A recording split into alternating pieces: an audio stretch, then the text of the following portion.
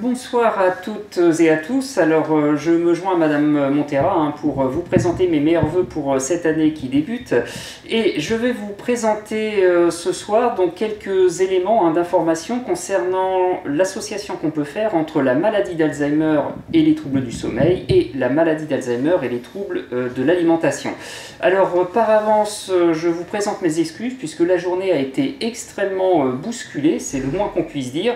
Et du coup, je suis arrivé ce soir les mains dans les poches.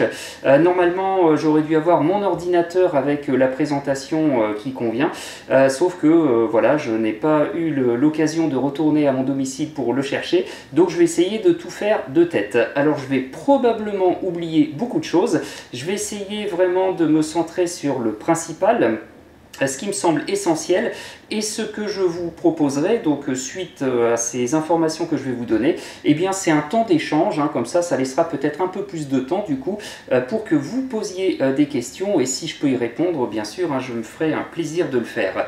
Alors je vais commencer par évoquer les troubles du sommeil associés à la maladie d'Alzheimer.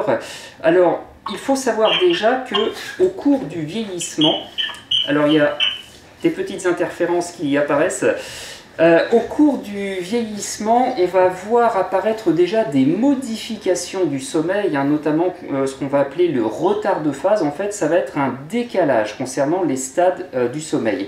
Alors, vous le savez peut-être, il existe plusieurs stades dans le sommeil, plusieurs phases, et certaines d'entre elles vont être extrêmement importantes. Alors on va dire déjà peut-être pour récupérer, et d'autres vont être très importantes également pour ce qu'on appelle une restructuration cognitive. Donc ça, c'est ce qu'on observe déjà dans le vieillissement normal, donc une modification de la quantité du sommeil et de sa qualité, si je résume un petit peu.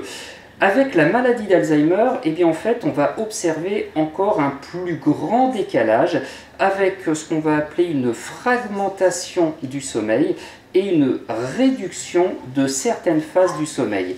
Et celles qui vont poser le plus de problèmes ou qui vont avoir le plus de conséquences négatives, eh bien ça va être la réduction du sommeil lent profond. Donc le sommeil lent profond, c'est celui qui nous permet de récupérer et de se sentir moins fatigué donc le lendemain quand on estime avoir bien dormi. Et l'autre phase du sommeil qui va être particulièrement altérée par la maladie d'Alzheimer, eh bien ça va être le sommeil paradoxal. Sommeil paradoxal qui joue un rôle très important, notamment dans les phénomènes de mémorisation. Alors ces troubles du sommeil vont avoir des conséquences. Les conséquences les plus fréquentes vont être bien sûr une plus grande fatigue ou fatigabilité de la personne, car les troubles du sommeil dans la maladie d'Alzheimer sont associés à un phénomène très spécifique. Une personne atteinte de maladie d'Alzheimer qu'on priverait de sommeil, eh bien en fait ne va pas pour autant plus ou mieux dormir par la suite. Alors ce qui n'est pas le cas bien sûr à des âges plus jeunes bien sûr et sans pathologie, quand on est privé de sommeil pendant un certain temps, eh bien on va dormir plus longtemps, le sommeil sera plus réparateur ensuite, on se sentira moins fatigué. Et donc pour une personne atteinte de maladie d'Alzheimer, eh bien en fait ce n'est pas le cas. Donc on va voir les conséquences que ça peut avoir, donc notamment plus grande fatigabilité et également des troubles du comportement qui peuvent apparaître. Alors les troubles du comportement, il y a plusieurs exemples qu'on pourrait citer, mais ça peut être des hallucinations, ça peut être des phénomènes d'agitation, ça peut être aussi des phénomènes de déambulation. Et lorsque tout ceci apparaît la nuit, car effectivement on va observer des réveils nocturnes, eh bien on va observer aussi un impact sur la qualité du sommeil de l'aidant notamment, puisqu'il sera réveillé par exemple par son proche. Autre caractéristique ou autre conséquence de ces troubles du sommeil, eh bien ça va être durant la journée des moments où la personne sera un peu plus somnolente ou parfois un petit peu plus agitée. Et on va voir toute l'importance dans les conduites à tenir de repérer un petit peu ces phénomènes. Et peut-être une autre conséquence de ces troubles du sommeil, alors qui semble assez évidente au regard de ce que j'ai évoqué rapidement tout à l'heure, une aggravation des troubles cognitifs. En fait, plus le sommeil est perturbé et plus on va observer des troubles de la cognition, donc troubles de la mémoire, troubles de l'attention, troubles du langage. Alors si je vais peut-être au plus extrême, les troubles du sommeil chez une personne atteinte de maladie d'Alzheimer sont très souvent associés à une institutionnalisation, c'est-à-dire que très souvent c'est ce qui va favoriser l'entrée en institution de la personne. Car les troubles du sommeil vont en fait aggraver toutes les conséquences classiques qu'on observe dans la maladie.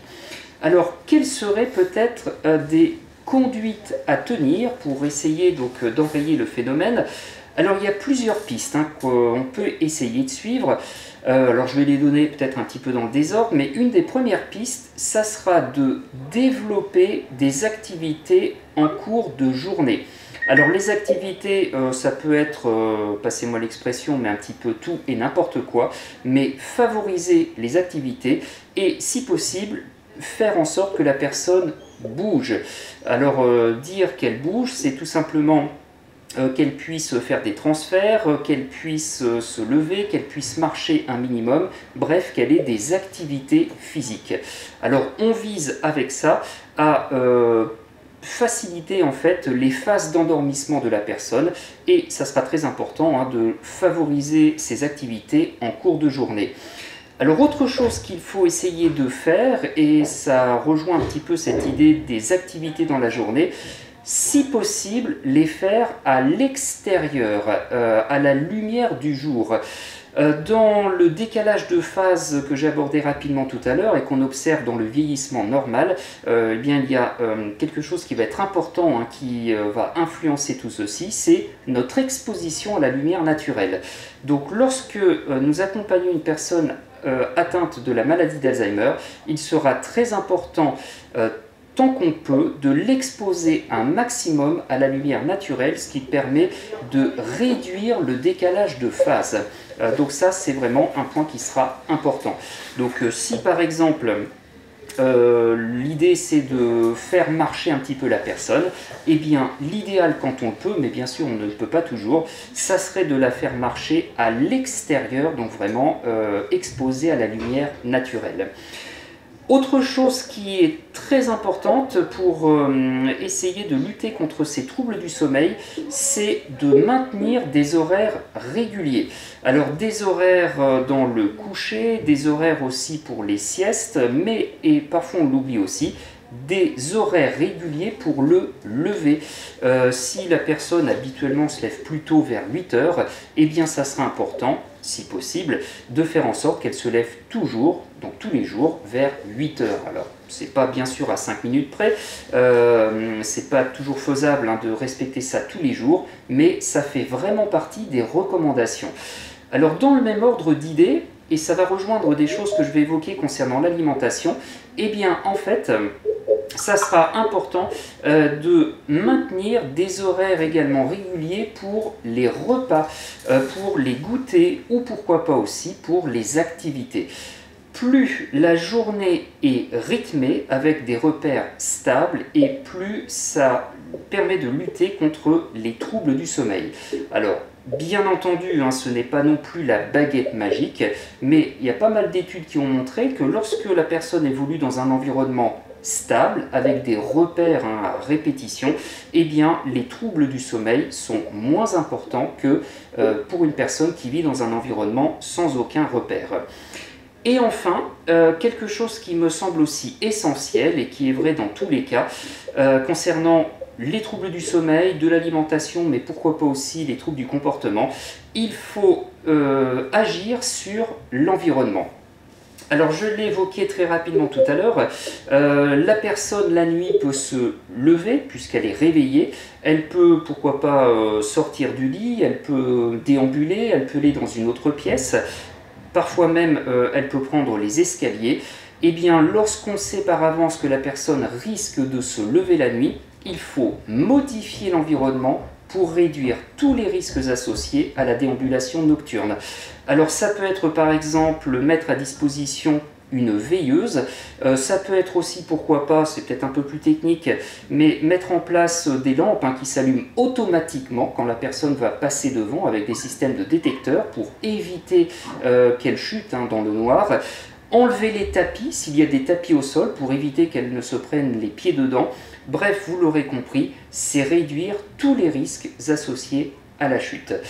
Alors, c'est très compliqué en fait de pouvoir lutter contre les troubles du sommeil dans la maladie d'Alzheimer, puisque, comme on l'a vu, ils peuvent être expliqués à la fois par un vieillissement normal, mais aussi par la pathologie, puisque dans pas mal d'études neurologiques, on a montré des régions du cerveau qui ne fonctionnaient plus de la même façon.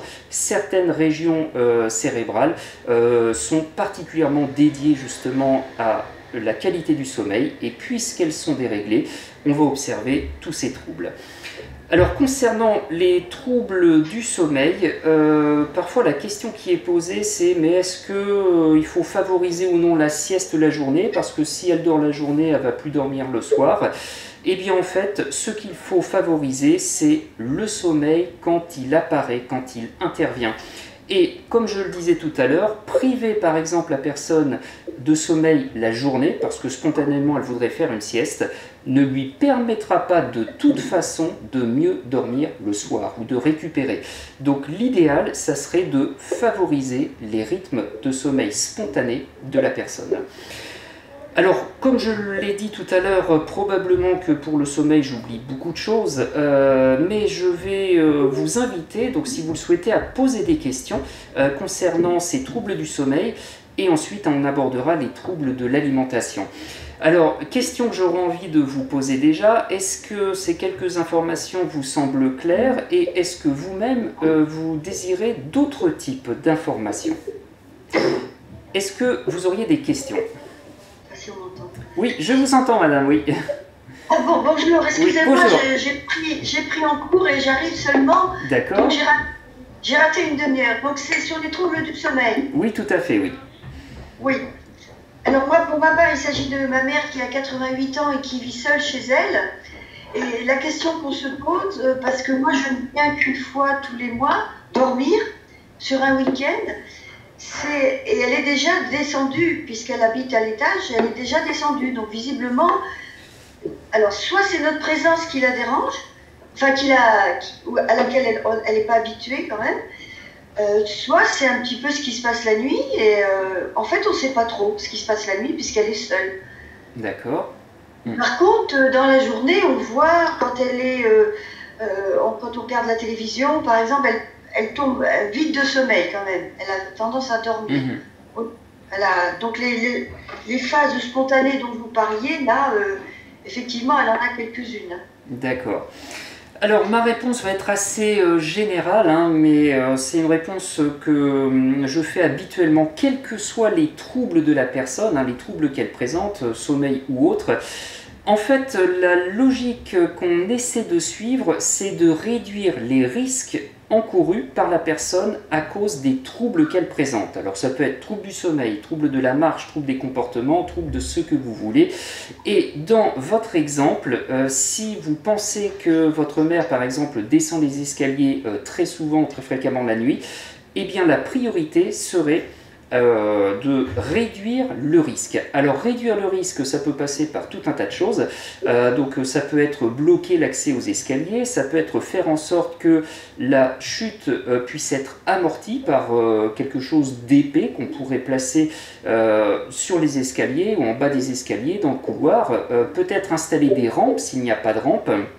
Comme je l'ai dit tout à l'heure, peut-être installer des lumières qui vont s'allumer automatiquement pour réduire les risques de marcher en tâtonnant dans le noir. Et dans les cas les plus extrêmes, bien entendu, la solution idéale serait de modifier l'environnement et de faire en sorte que la chambre soit au rez-de-chaussée. En fait, et c'est en ça que la réponse peut être très généralisée, accompagner une personne atteinte de maladie d'Alzheimer ou de troubles associés, eh bien c'est avant toute chose modifier l'environnement, agir l'environnement pour réduire les risques. car malheureusement, on ne pourra pas agir sur les troubles de la personne. En tout cas, ça sera plutôt limité. Alors, comme vous l'avez dit, vous ne savez pas exactement si ce comportement est lié à votre présence, ce qui est possible, puisque si je raccroche un petit peu les wagons, votre présence eh bien, va court-circuiter les repères habituels. Or, tout ce qui court-circuite les repères habituels aura des conséquences sur les comportements de la personne. Donc peut-être qu'elle ne descend que lorsque vous êtes là, ou peut-être le fait-elle, on va dire, toutes les nuits ou très souvent.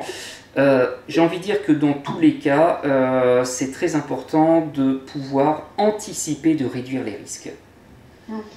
Même si j'entends bien, c'est pas toujours facile de modifier l'environnement du domicile. Mais c'est surtout qu'elle veut pas.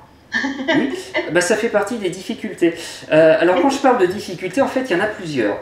La toute première, c'est la volonté de la personne. La personne ne veut pas modifier son environnement, ou parfois c'est l'entourage qui ne veut pas modifier l'environnement. Et ça, c'est vrai que c'est une pierre d'achoppement classique, puisque c'est pas du tout facile de modifier l'environnement d'une personne qui ne souhaite pas qu'on touche à son environnement. Les deuxièmes difficultés sont plutôt d'ordre technique. Parfois, c'est très difficile techniquement de modifier l'environnement. Alors, je vais prendre un exemple tout bête. Je viens de dire de placer la chambre au rez-de-chaussée. Oui, mais s'il n'y a pas de pièce au rez-de-chaussée pour faire une chambre, c'est un peu compliqué de le faire. Donc, il y a aussi ces aspects techniques. Et puis, il y a une autre limite à la modification de l'environnement, c'est bien sûr l'aspect budgétaire. Mettre une chambre au rez-de-chaussée, s'il y a une pièce qui peut être transformée, très bien, mais bien entendu, c'est pas gratuit, ça peut coûter quand même, et parfois pas mal d'argent. Donc ce sont les trois limites majeures à la modification de l'environnement. Alors, je vais rebondir sur le premier point, et c'est celui que vous avez soulevé, votre mère ne veut pas. Alors, modifier l'environnement doit se faire, j'ai envie de dire, progressivement, car plus on va modifier rapidement et brutalement l'environnement, et plus on modifie les repères de la personne. En fait, c'est quelque chose d'assez complexe à obtenir, cet équilibre. Plus on modifie l'environnement, et plus on va casser les repères qui sont inscrits peut-être déjà depuis des années, des dizaines d'années, si la personne habite son domicile depuis des dizaines d'années. Et toutes les choses qu'elle arrivait à faire dans cet environnement, parce qu'elle le connaissait, pour faire vite, par cœur, ça fait appel à des mémoires qui tiennent assez bien face à la maladie d'Alzheimer, donc mémoire procédurale et mémoire implicite. Eh bien, si on modifie l'environnement, on supprime les souvenirs associés à ces types de mémoires, et la personne ne va plus être capable de s'adapter dans ce nouvel environnement. Donc c'est un juste équilibre à trouver. C'est pour ça que ma réponse elle est un petit peu générale, mais c'est toujours du cas par cas. Oui. Difficile de trouver l'équilibre. Oui, parce qu'on sent bien que si on change quelque chose, ça va être source de stress. Oui, exactement. Oui.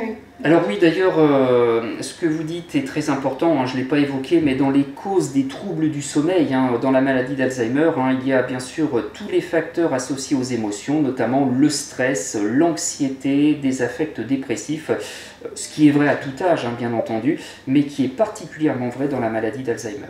Donc une personne atteinte de cette pathologie, particulièrement stressée pour X raisons, a priori, dormira moins bien également. Ça répond un petit peu à votre question ?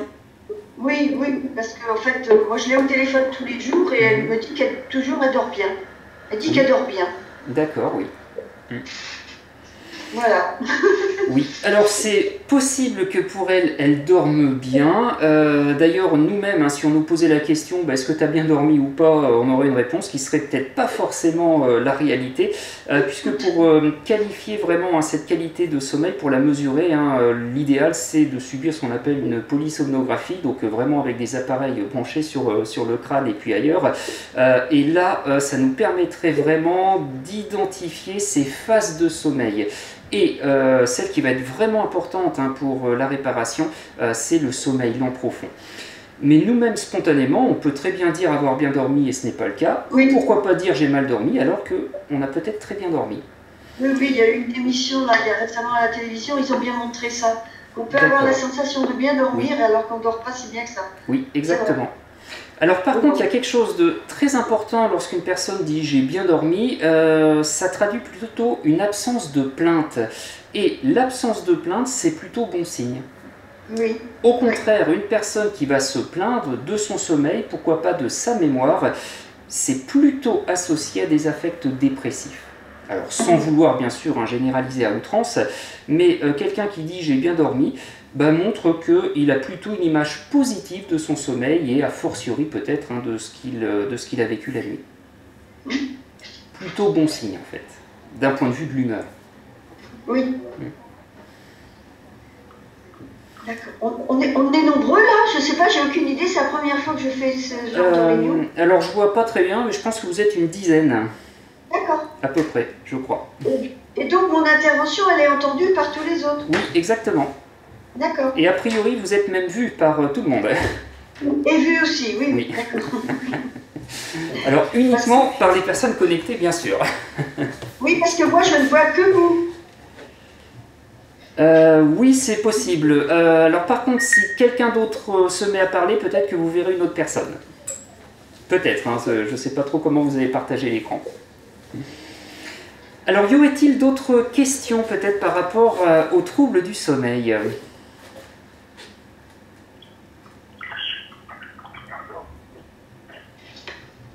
Bonjour, c'est pas vraiment lié aux troubles du sommeil, mais c'est rebondir sur ce que Madame vient de dire. D'accord. Et comment gérer le refus de la personne de modifier quoi que ce soit ou de faire telle chose, de refuser des rendez-vous médicaux, de refuser. Est-ce qu'il faut aller dans son sens? Si on se bat, on a une crise et c'est terrible.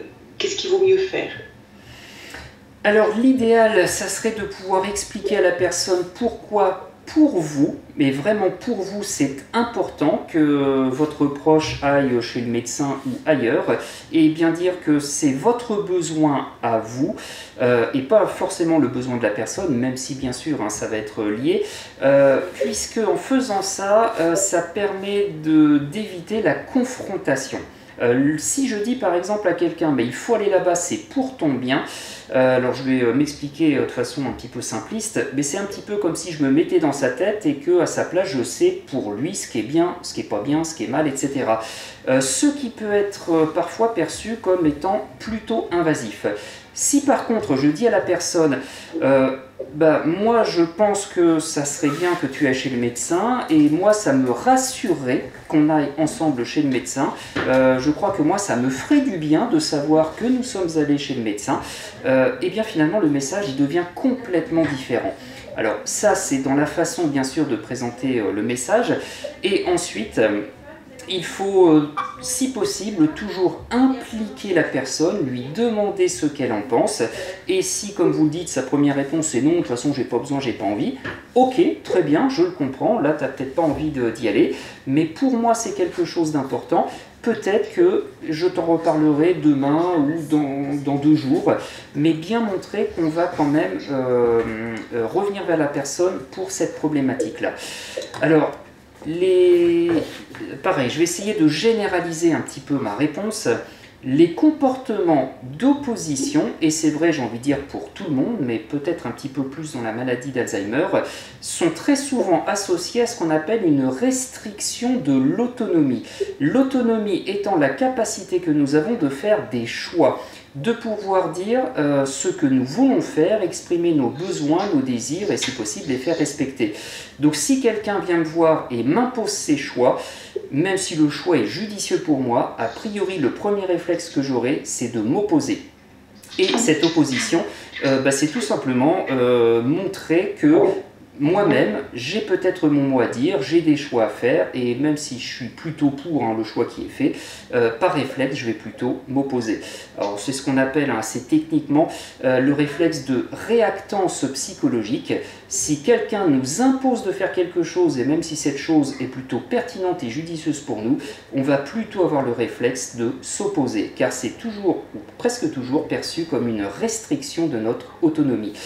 Donc impliquer la personne, c'est lui demander ce qu'elle en pense, et pourquoi pas l'accompagner un petit peu vers le médecin, lui demander si elle est toujours d'accord, etc. Et si on voit qu'elle est plutôt dans l'opposition, L'idéal, c'est de faire demi-tour, bien montrer qu'on ne va pas la contraindre.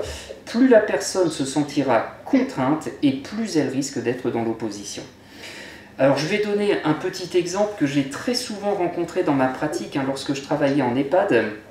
Lorsque des personnes sortaient de l'établissement, certaines parfois présentaient des formes de délire ou de troubles de la mémoire associés et disaient « faut que je me dépêche, je vais être en retard au travail ». Et la personne sortait de l'EHPAD. Lorsqu'on allait vers elles pour leur dire « mais non, vous ne travaillez plus, rentrez, revenez avec nous », ces personnes devenaient plutôt agitées, voire agressives.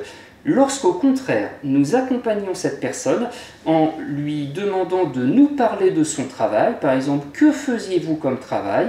Est-ce que c'était agréable? Est-ce que vous passiez des bons moments au travail? Est-ce que c'était passionnant? Et qu'on l'accompagnait dans sa direction, eh bien en fait ça se passait beaucoup mieux. Et après un petit temps, eh bien on faisait demi-tour en disant « Ah ben écoutez, je pense que là on s'éloigne de là où nous devrions aller. Ce que je vais vous proposer, c'est de faire demi-tour et puis on va retourner par là-bas. » Et lorsqu'on disait ça, la personne disait « Ah bon, ah bah peut-être, je sais pas » et elle nous suivait beaucoup plus spontanément. Alors, bien entendu, ça ne règle pas tous les problèmes non plus, vous l'aurez compris, dans la maladie d'Alzheimer, il n'y a jamais de baguette magique, mais ça sera très important d'éviter la confrontation. Plus la personne se sent contrainte, au risque de me répéter, et plus elle sera dans l'opposition. Donc c'est plutôt comme ça qu'il faut présenter les choses.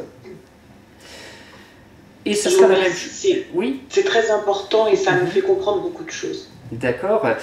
Alors ça sera la même chose pour la modification de l'environnement, pour des propositions de participer à des activités, bref, pour toutes les activités de la vie quotidienne.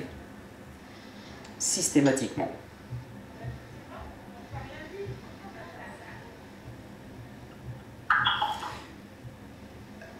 D'autres questions, remarques peut-être par rapport à ces troubles du sommeil? Est-ce que pour ceux qui sont connectés via le téléphone, vous avez des questions? Madame Bigot, vous avez tout entendu? Ah, il y a une autre personne peut-être au téléphone. C'est bon, vous entendez tout ce que dit l'intervenant? Vous n'avez pas de questions? Non. Non? Alors j'enlève le haut-parleur. Surtout vous manifestez si vous voulez parler. Oui, merci. Non, je vais peut-être le laisser marcher, je ne vous entendrai pas. Monsieur Chollet, c'est bon pour vous? C'est bon pour moi, je vous suis, je ne suis pas endormie. Ok, parfait. Merci. De Madame Bigot. Allô? Alors c'est vrai. Non, c'est vraiment du direct. Donc là, on était en train de finir l'intervention sur le sommeil avec les questions-réponses. Donc je pose le téléphone à côté du haut-parleur et vous allez entendre la suite. Est-ce que vous aviez éventuellement des questions sur le sommeil? D'accord. Bon, je vais poser le téléphone et vous allez entendre la suite de l'intervention. On est vraiment dans le direct. Alors effectivement, là, on est dans le direct. On bricole un petit peu avec les téléphones également, mais a priori, donc, vous arrivez à bien entendre et à vous manifester, donc c'est l'essentiel. Alors, je vais vous proposer maintenant de parler des troubles de l'alimentation dans la maladie d'Alzheimer. Et comme tout à l'heure, je pense que je vais oublier beaucoup de choses, mais vous aurez bien sûr l'occasion de poser des questions. Et peut-être que tout à la fin, vous pourrez poser des questions un petit peu sur tout, sommeil, alimentation, ou pourquoi pas autre. Alors, les troubles de l'alimentation sont observés dans la maladie d'Alzheimer, donc pour plusieurs raisons. Il y a déjà des modifications physiologiques, alors associées bien sûr au vieillissement, avec très souvent d'ailleurs des pertes d'appétit, une perte du goût, une perte de l'odorat, alors qui est particulièrement marquée dans la maladie d'Alzheimer et qui va entraver le plaisir qu'a la personne à manger, mais aussi la sensation d'avoir faim. Alors ces difficultés vont entraîner bien entendu des troubles de l'alimentation, mais associés également aux troubles de la mémoire. Une personne atteinte de la maladie d'Alzheimer, comme vous le savez, va développer des troubles de la mémoire et parfois ne va pas se souvenir qu'elle a mangé ou ne va pas se souvenir tout simplement qu'il faut manger. Et ça sera à nous, en tant qu'entourage, d'être très vigilants pour maintenir cette alimentation. Alors les conséquences des troubles alimentaires, alors c'est vrai, je dirais à tous âges, mais ça sera une perte de la masse musculaire, hein, ce qu'on appelle la sarcopénie, qui va aggraver certains autres troubles, notamment les troubles de la marche, également des troubles de l'équilibre, et on va observer une plus grande fatigue générale chez la personne développant ces troubles alimentaires. Alors comment enrayer un minimum le phénomène? Alors comme tout à l'heure, il n'y a pas de baguette magique, mais il y a quelques recommandations. Alors comme pour le sommeil, ce qui est recommandé, c'est de bouger, de faire des activités. En fait, de faire des activités, comme on l'a vu, va favoriser l'endormissement, favoriser, je dirais, des phases de sommeil, mais va favoriser également l'éveil de la sensation de faim. Ces activités physiques, alors ça peut être le fait de marcher, ça peut être le fait de bouger, hein, tout simplement, avec ce qu'on appelle par exemple des exercices de gym douce, va avoir aussi des conséquences positives sur les troubles cognitifs. Alors c'est pour ça que dans toutes les recommandations qui existent, dans le contexte de la maladie d'Alzheimer, eh bien une des premières qui apparaît, c'est de maintenir, de favoriser les activités physiques. Donc on retrouve en fait cette recommandation pour les troubles alimentaires. Autre chose, alors qui va vous paraître peut-être une lapalissade, mais qui est très importante, et ça fait partie, j'ai envie de dire, des principes de base, s'assurer avant le repas que la personne ait ses protections, si elle doit avoir des protections, enfin plutôt ses prothèses dentaires, hein, si elle doit avoir des prothèses, que celles-ci sont bien fixées, qu'elles sont propres et qu'elles ne provoquent pas d'inconfort ou de douleur. Alors c'est vraiment le b.a.-ba, mais c'est vraiment quelque chose d'important. Alors si je fais un petit lien avec d'autres troubles qu'on observe dans la maladie d'Alzheimer, hein, les troubles de la marche, le b.a.-ba, et ça rejoint ce que je viens d'évoquer concernant les prothèses dentaires, c'est tout de suite avoir le réflexe de regarder ce que la personne a au pied. Et si effectivement les chaussures sont inadaptées ou les chaussons sont inadaptés, eh bien c'est peut-être pas trop étonnant que la personne présente de plus graves troubles de la marche. Alors une fois qu'on s'est vraiment assuré de ça, eh bien, il faut, comme pour le sommeil, respecter des horaires réguliers pour les repas. Alors, c'est le petit déjeuner, le dîner, mais aussi, pourquoi pas, des collations. Et pourquoi pas aussi des prises alimentaires la nuit, si la personne présente des troubles du sommeil, qu'elle se lève, hein, elle se réveille, elle se lève et pourquoi pas recherche à manger. Ce n'est pas parce que c'est la nuit que la personne ne doit pas s'alimenter. Je vais dire les choses un petit peu différemment. Ce qui est bon signe, c'est que la personne s'alimente, quelle que soit l'heure à laquelle la personne s'alimente. Alors il faudra insister également sur la notion de plaisir que la personne peut éprouver au fait de s'alimenter. Alors il faut bien sûr respecter les goûts alimentaires, il faut respecter aussi certaines textures, il faut respecter tout ce qui concerne, je dirais, les allergies, hein. Encore une fois c'est le b.a.-ba. Et quand on parle de la notion de plaisir, c'est proposer des plats que la personne apprécie particulièrement et encore une fois, lui laisser la liberté de pouvoir manger à l'heure qui lui convient, sous-entendu l'heure qui lui plaît. Si nous sommes trop restrictifs, eh bien on risque d'associer ce moment de l'alimentation à un moment de déplaisir, un moment d'insatisfaction, voire pourquoi pas un moment de contrainte. Et les troubles de l'alimentation risquent d'empirer. Alors très très important, des éléments qui concernent l'environnement, avec des aspects un petit peu plus techniques. Une personne qui souffre de maladie d'Alzheimer va développer des troubles qu'on appelle des troubles des praxies. Donc on va appeler ça une apraxie, c'est-à-dire des difficultés par exemple pour saisir les objets, et notamment saisir la fourchette, saisir le couteau, peut-être se servir à boire.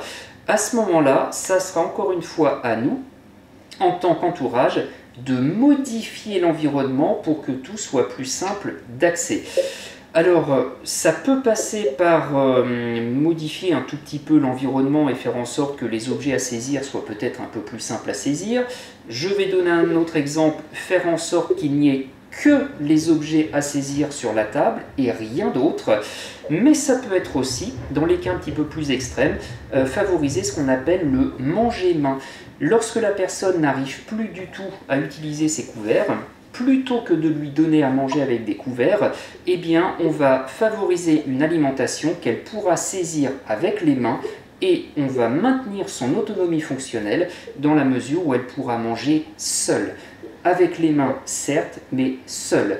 Et c'est ça qui va être important. Alors, non seulement elle s'alimente, mais en plus, elle le fait seule.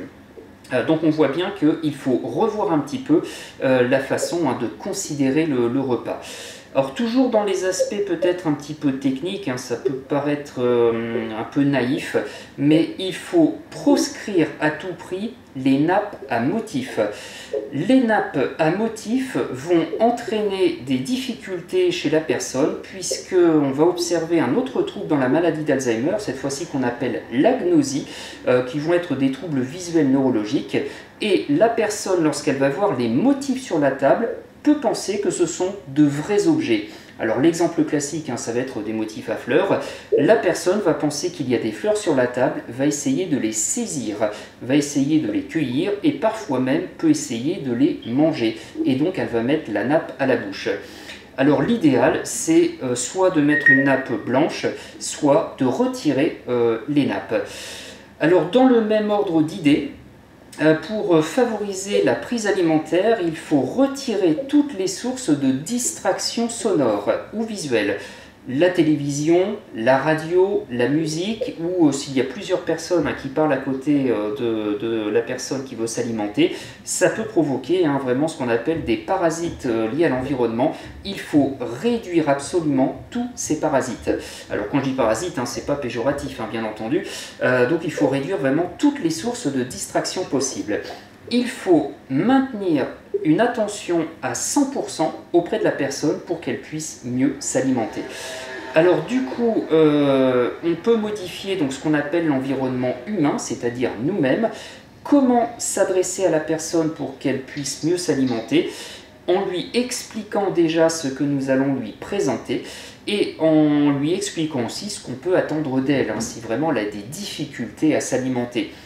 Et on va tout simplement donner les informations. Par exemple, je vais servir les légumes, tu peux prendre ta fourchette pour manger les légumes, des choses très simples qui ressemblent à ça, avec si possible une seule information par phrase et des phrases courtes pour augmenter les chances que nous avons de nous faire comprendre, mais aussi réduire les risques de distraction. Si on donne plusieurs informations en même temps, ou pourquoi pas si on sert plusieurs plats en même temps, eh bien la personne ne saura peut-être pas quoi faire spontanément. Donc il faut tout décomposer à l'avance. Alors dans ces principes de modifier notre approche, alors même si c'est parfois difficile, il faut répéter les choses, parfois les répéter à plusieurs reprises, et si possible sur un ton très calme, très neutre, montrer qu'on ne s'énerve pas, qu'on ne s'agite pas, que nous avons notre temps et que nous pouvons rester patients. Alors, je dis tout ça de façon bien sûr un petit peu théorique, je sais très bien que c'est compliqué au quotidien de rester dans ces attitudes-là, mais il y a une mémoire qui fonctionne encore très bien chez les personnes atteintes de maladie d'Alzheimer, et c'est des choses qu'on avait vues pour les personnes qui avaient assisté à une autre conférence précédemment. C'est la mémoire implicite. La mémoire implicite qui fait que nous allons enregistrer ce qui se passe dans notre environnement en termes d'ambiance, en termes, je dirais, de est-ce que c'est agréable ou désagréable. Et tous les enjeux du repas, c'est d'éviter absolument que ça soit considéré comme quelque chose de désagréable. Si c'est le cas, eh bien, la personne risque de moins bien s'alimenter. Alors c'est vrai aussi pour bien sûr les troubles du sommeil, et c'est vrai j'ai envie de dire à n'importe quel âge. Si par exemple nous avons du mal à nous endormir et que nous sommes dans notre lit, eh bien l'idéal ça serait plutôt de sortir du lit, d'aller ailleurs, mais de ne pas associer le lit à un moment pénible qui est celui qui correspond au fait que nous n'arrivons pas à nous endormir, puisque sans le faire exprès, hein, inconsciemment, la mémoire implicite fonctionne un peu comme ça, on va enregistrer ces informations sans qu'on le veuille. Donc pour l'alimentation, il faut favoriser au maximum l'alimentation dite plaisir. Le repas doit avant tout être un moment convivial, et si la personne mange moins, ben, c'est pas grave, peut-être qu'elle mangera un peu plus tard. Et si par exemple elle veut manger son dessert avant autre chose, eh bien pourquoi pas, elle peut manger son dessert avant autre chose. Mais comme on l'a vu tout à l'heure, pour éviter ça, ben, il y a quelque chose de très simple, c'est qu'on ne présente les plats qu'à la suite, un par un, en évitant de présenter le dessert d'abord, car spontanément la personne risque d'aller vers le plus sucré, hein, puisque l'appétence va être supérieure. Alors pour les troubles alimentaires, alors je ne l'ai pas forcément évoqué pour les troubles du sommeil, mais ça me permet de le dire maintenant, ne jamais hésiter à consulter bien sûr le médecin.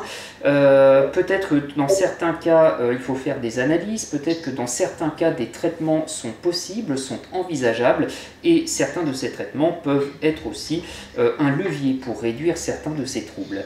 Mais dans tous les cas, il faut pouvoir être vigilant par rapport aux troubles de l'alimentation, car ce qui est su, hein, ce qui est connu dans la maladie d'Alzheimer, c'est que ce sont des personnes qui vont maigrir, et parfois même indépendamment de la prise alimentaire. Donc si en plus de ça, il y a une réduction de la prise alimentaire, bah, ça peut être très compliqué de pouvoir évaluer la prise alimentaire de la personne, et notamment les conséquences que ça peut avoir sur son état physique.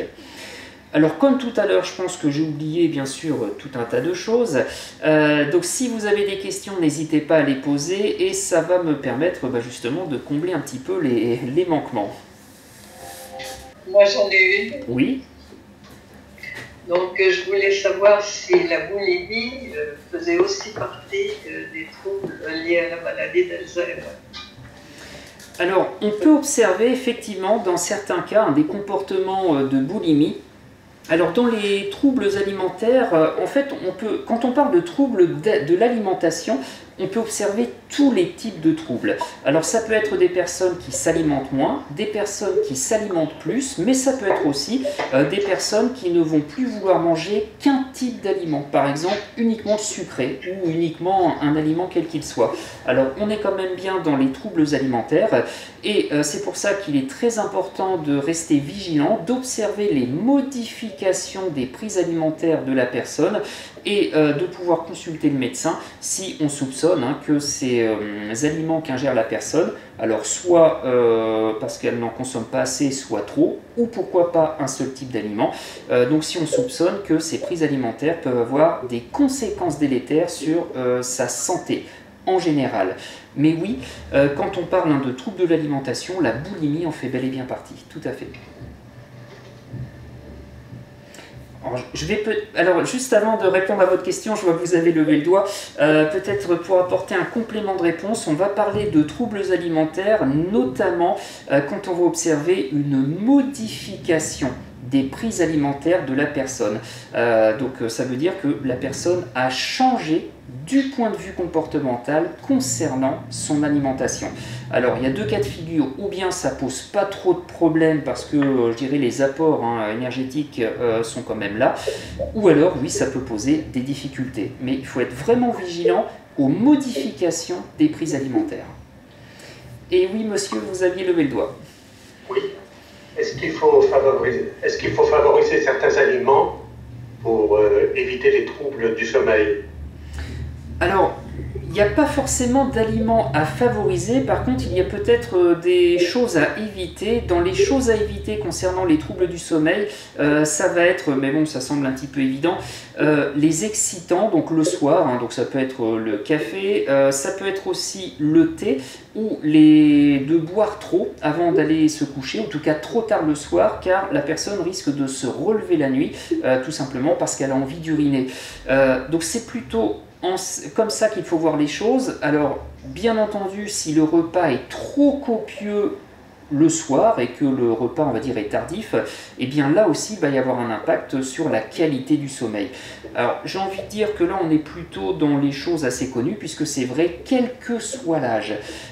Par contre, et c'est important, hein, bien sûr, votre question, nous, on est capable, bien sûr, de se freiner un minimum, de se dire « Ah bah tiens, dans 1 heure, je vais me coucher, je vais peut-être pas boire un litre d'eau, même si j'ai un petit peu soif, parce que ça semble un peu évident. » Mais une personne atteinte de maladie d'Alzheimer n'aura pas ce réflexe, parce qu'elle ne fera pas le lien, elle ne se projettera pas. Donc ça sera plutôt à nous, en tant qu'entourage, d'être vigilants sur ces aspects. Merci.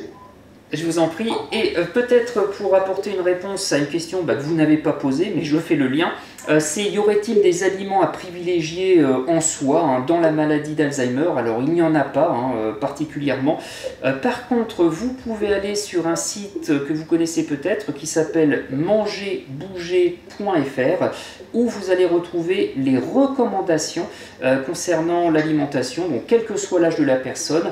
Et il y a donc une rubrique sur les recommandations à respecter pour l'alimentation des personnes âgées, et notamment des personnes âgées vulnérables.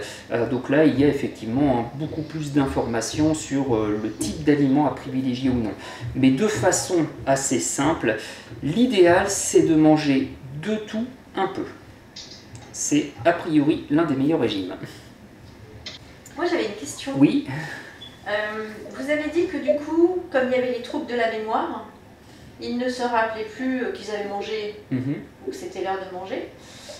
Par contre, du coup, ils ne ressentent pas non plus le sentiment d'avoir faim ou de j'ai déjà mangé et je suis ballonnée, j'en peux plus. Non. Ils n'ont pas ça non plus. Alors, dans certains cas, oui, mais la maladie d'Alzheimer est vraiment associée à des troubles neurologiques qui peuvent être importants et qui vont toucher en fait toutes les sphères de la physiologie. Donc c'est vrai pour le sommeil, hein, donc il y a certains noyaux, hein, qui vont être touchés, donc qu'on a un petit peu derrière les yeux, ce qu'on appelle les noyaux suprachiasmatiques, qui vont entraîner une modification du sommeil, mais pour l'alimentation, on va observer les mêmes désordres, c'est-à-dire que cette maladie va dérégler en fait tout ce qui concerne notre physiologie, donc vraiment de façon assez générale. Et donc oui, des personnes peuvent ne plus se souvenir qu'elles ont mangé, mais donc non seulement ne s'en souviennent plus, mais ne vont pas éprouver cette sensation d'avoir faim ou d'être rassasié ou de ne plus avoir faim, etc. C'est quelque chose, hein, qui peut être complètement court-circuité. Alors ça rejoint du coup la remarque que madame a faite tout à l'heure, les comportements de boulimie peuvent être en partie expliqués par ça. Alors pas seulement, puisque les troubles alimentaires sont très souvent liés aussi aux troubles de l'humeur, qui sont aussi, l'humeur qui est aussi très impactée par la maladie d'Alzheimer. Donc j'ai une petite remarque. En fait, moi, ma mère est seule. On lui a quand même, on lui a trouvé une auxiliaire de vie justement dans l'idée de l'accompagner au moment des repas. D'accord, oui. Et parce que il se trouve que le week-end, pour l'instant, elle n'a personne, sauf moi quand je viens 1 fois par mois. D'accord. Et quand je l'ai au téléphone et qu'on parle des repas, puisqu'ils sont portés et datés, elle me parle de certains repas qui ont 3 jours qu'elle n'a pas mangé. Mais c'est simplement une remarque qu'on ne peut pas les laisser seuls. Hein. Oui, exactement. Alors, c'est une remarque très très importante, hein, et très pertinente. Hein. Alors, on l'a vu, la qualité du sommeil est modifiée, mais quelque chose qui va vraiment être observé concernant la prise alimentaire, c'est qu'elle est modifiée, mais la personne ne peut plus du tout gérer ça. Alors pour le sommeil, j'ai envie de dire que de temps en temps, elle va quand même dormir, mais pour l'alimentation, la personne peut très bien ne plus s'alimenter ou vraiment se sous-alimenter parce qu'elle n'a plus aucune notion de c'est important de manger, ou je me sens fatigué, ou j'ai faim, puisque tout ça c'est un petit peu perturbé. Et il y a autre chose aussi, hein, qui est observée pour les personnes qui vivent seules à domicile avec des troubles cognitifs qui peuvent être importants, c'est qu'elles peuvent aussi ingérer des aliments qui ne sont plus comestibles, avec des aliments qui vont traîner entre guillemets dans le frigo depuis longtemps, qui parfois peuvent être complètement moisis. Et la personne un jour va peut-être avoir une petite fringale, va aller dans le frigo, va prendre l'aliment qui est complètement périmé et va l'ingérer. Et on peut observer aussi ce type de risque. Donc pour réduire ces risques à domicile, encore une fois, c'est très important d'être vigilant par rapport à tout ça. La personne n'a plus du tout la capacité à maîtriser ça. Est-ce que vous auriez donc d'autres questions, des remarques sur les troubles de l'alimentation ou pourquoi pas hein, des questions, j'ai envie de dire tous azimuts, sur les troubles de l'alimentation, les troubles du sommeil? Allô? Oui. Alors moi je voudrais un petit peu parler de ma maman, donc qui vit toujours, enfin qui est toujours accompagnée par mon papa. Alors elle, son problème au niveau de l'alimentation, c'est dès 9h du matin, c'est qu'est-ce qu'on va manger. D'accord. Mon papa gère l'alimentation avec un deuxième frigo tout seul parce qu'elle est plus capable de faire correctement à manger, enfin des petites choses simples, mais c'est souvent compliqué. Si ça cuit depuis 9h du matin, à midi, c'est pas terrible. Donc il arrive à gérer comme ça, mais c'est une obsession chez elle et voilà, ça fatigue énormément papa. Et puis à 13h ou à 14h de l'après-midi, c'est qu'est-ce qu'on va manger ce soir. Et là, je crois qu'en ce moment, on en arrive à qu'est-ce qu'on va manger demain dès 13h de l'après-midi. Donc c'est vraiment, et je crois que ça l'énerve, un papa a du mal. C'est vrai que 24 heures sur 24 avec quelqu'un qui pose toujours les mêmes questions, c'est pas simple. Donc qu'est-ce qu'on pourrait lui conseiller? Donc nous, quand on est là, on est travaillé, on se relaie, on va, enfin voilà. On fait à manger, on se dit toujours, tu t'occupes de rien, tu t'inquiètes pas, on apporte à manger, c'est qu'elle on apporte tout. Mais ça l'embête parce qu'elle est dans la cuisine, elle dit, mais là, je suis là, faut bien faire, je sais pas, c'est pas normal. Alors, on lui trouve des petites occupations avec le chien de terre, enfin voilà, c'est quelque chose qu'elle arrive encore à faire. Mais c'est, voilà, au quotidien, c'est qu'est-ce qu'on va manger. Qu'est-ce que, je sais pas, s'il y a quelque chose qui pourrait aider papa dans ce genre d'attitude, de comportement. Alors, malheureusement, hein, ma réponse, ça serait plutôt non. Il n'y a pas de recette, on va dire, miracle, hein, il n'y a pas de baguette magique. Alors, ce que vous faites, j'ai envie de dire, c'est déjà très bien. Puisque vous permettez donc à votre mère de pouvoir s'occuper, donc d'éplucher des patates, ça peut être laver des feuilles de salade ou autre chose, en lien avec sa préoccupation qui est celle de savoir ce qu'elle va manger ou ce que vous allez manger hein, le soir, le lendemain, etc. Et c'est très important de favoriser donc encore une fois ce type d'activité, car c'est bien un exemple d'activité qui, en plus, si j'ai bien compris, a du sens pour votre mère, puisque ça correspond parfaitement à sa préoccupation principale. Alors ça concerne, j'ai envie de dire, les répétitions de phrases ou de thèmes lorsqu'ils sont vraiment basés sur des préoccupations. Et là, ça semble quand même être le cas. Mais il y a aussi, et c'est quelque chose à considérer, parfois des comportements de répétition qui ne sont pas du tout motivés par un sens particulier. Et une personne peut très bien répéter aussi qu'est-ce qu'on va manger, sans qu'elle pense forcément à ça. Et là, on est plutôt vraiment dans des comportements de répétition. Alors, ce qu'il faudrait pouvoir faire... Alors déjà, ce que vous faites, hein, comme je l'ai dit, c'est quelque chose de très positif. Mais il y a autre chose. Alors l'autre chose, hein, c'est bien sûr toujours un peu plus compliqué, puisque c'est un effort que nous devons faire, nous, en tant qu'entourage. Et ce que nous devons faire, c'est accepter le fait que nous n'arriverons pas à modifier le comportement de notre proche. Si par exemple la personne répète à longueur de journée qu'est-ce qu'on va manger, il faut que j'arrive à accepter l'idée que quoi que je dise ou quoi que je fasse, cette personne va continuer à dire qu'est-ce qu'on va manger. Alors ça peut paraître un peu paradoxal, mais le jour où j'arrive à accepter cette idée, et bien finalement, j'arriverai plus facilement à prendre du recul. Alors pour une raison, on va dire assez simple en théorie, c'est que j'arrive à accepter cette idée que je ne peux pas maîtriser ce qui est en train de se passer. Dit autrement, je vais arrêter de m'épuiser pour rien. Plus j'essaie de trouver des solutions, plus j'essaie de modifier le comportement de la personne en face de moi, plus je suis en échec, plus je vis la frustration, plus je risque d'être énervé, impatient, car tous mes efforts finalement ne sont qu'une accumulation d'échecs. Le jour où j'arrive à me convaincre de cette idée que quoi que je fasse, quoi que je dise, je n'y arriverai pas, parce que c'est pas en mon pouvoir, et bien finalement, et c'est là qu'est un petit peu le paradoxe, on recouvre une certaine maîtrise de la situation. Ne plus la maîtriser, et bien finalement c'est la maîtriser davantage. Alors de façon un peu plus concrète, il s'agirait tout simplement d'accepter que votre mère puisse dire qu'est-ce qu'on va manger, qu'est-ce qu'on va manger. Alors on imagine que vous avez une réponse, par exemple des haricots verts. Une fois que vous avez cette réponse, eh bien il ne faudra jamais changer de réponse. Et si à 14 h votre mère dit qu'est-ce qu'on mange ce soir, vous lui répondez des haricots verts, et bien à 14h05, 14h10, 15h, 15h30, si elle répète la question qu'est-ce qu'on va manger, il faudra répéter des haricots verts. Puisque c'est une bonne réponse, il n'y en a pas d'autre. Mais il faut vraiment se persuader que oui, c'est vrai, il n'y a pas d'autre bonne réponse à avoir. Toutes les autres réponses possibles ne feront qu'augmenter le sentiment d'échec. Et on se fatigue pour rien. Et c'est, vous l'avez très bien dit, particulièrement épuisant.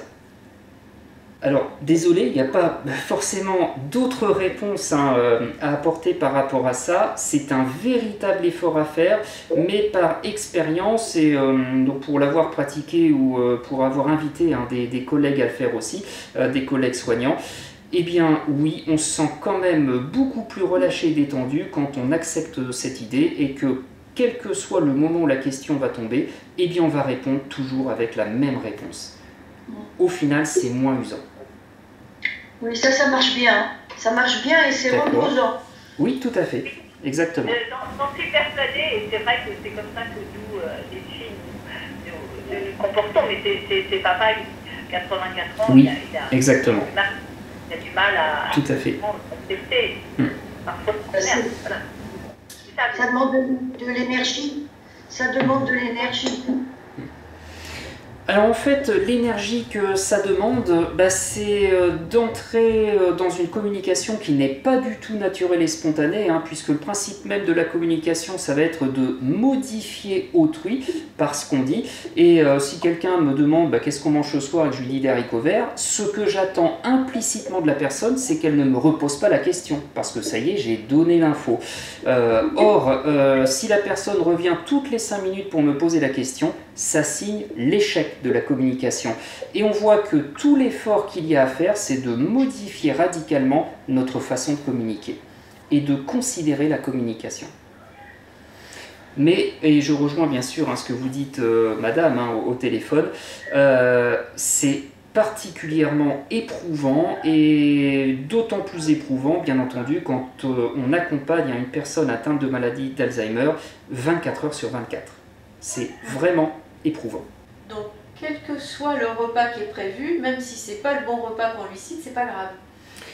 C'est-à-dire que si c'est le soir de la purée, on lui dit haricots verts, c'est pas gênant.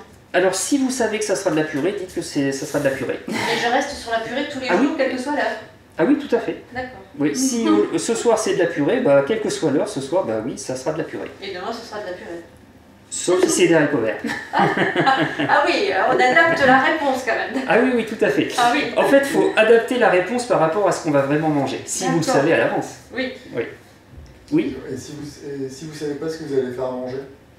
Alors si on ne sait pas ce qu'on va faire à manger, donc c'est possible, eh bien on va dire tout simplement, je ne sais pas encore, peut-être que toi-même tu as des idées, donc hier on a mangé de la purée, ce midi des haricots verts, je sais que tu aimes bien, j'invente n'importe quoi, le céleri, peut-être qu'on pourra en faire ce soir, qu'est-ce que tu en penses? Et ça rejoint un petit peu des choses qu'on a vues tout à l'heure, c'est systématiquement impliquer la personne. Et plus on l'implique, et plus a priori les comportements d'opposition voire d'agitation vont tendre à diminuer.